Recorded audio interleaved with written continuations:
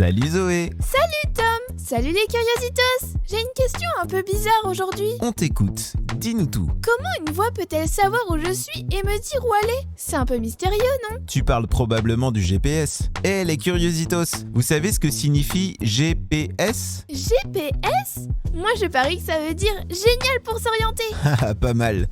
Mais GPS, c'est plutôt pour Global Positioning System en anglais, que l'on traduit par système de positionnement global en français. C'est grâce à lui qu'on peut savoir où on est exactement et comment trouver son chemin.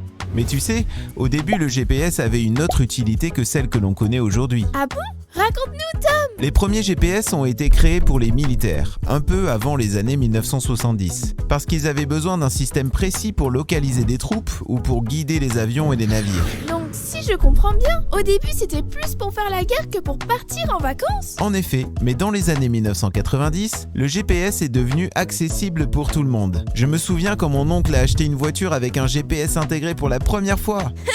Ça devait être énorme. Mais comment ça marche au juste? Il y a un lutin caché dans le GPS?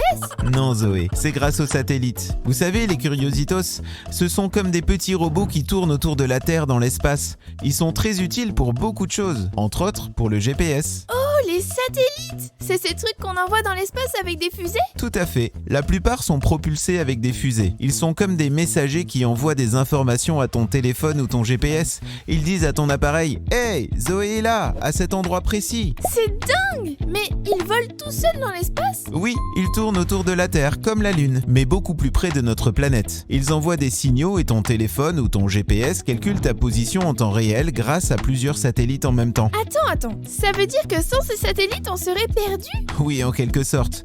D'ailleurs, avant les GPS, on devait utiliser des cartes en papier pour trouver notre chemin. Imagine Zoé, quand j'étais enfant, mes parents avaient toujours une grande carte routière dans la voiture et ils s'arrêtaient régulièrement au bord de la route pour la consulter. Une carte?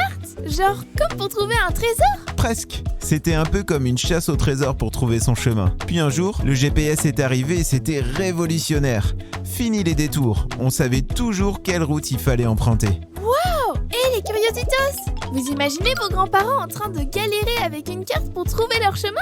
Trop drôle, non? Aujourd'hui, on a la chance d'avoir ces satellites et cette technologie incroyable. Alors la prochaine fois que vous entendrez cette voix dire « Tournez à gauche », vous saurez que c'est grâce aux satellites. Et n'oubliez pas, où que vous alliez, le GPS est là pour vous guider, mais c'est vous qui choisissez votre route. Chacun sa route, chacun son chemin. Si toi aussi tu as apprécié cette histoire, tu peux en découvrir une nouvelle en cliquant sur ton écran. À bientôt pour de nouvelles aventures.